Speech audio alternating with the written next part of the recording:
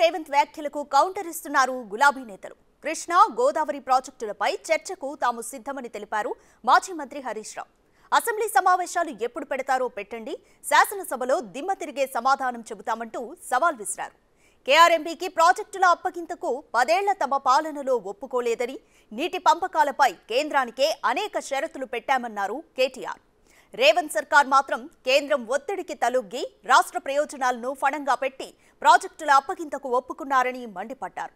Pothireddypadu project గురించి అడిగే హక్కే రేవంత్ రెడ్డికి లేదని ధ్వజమెత్తారు.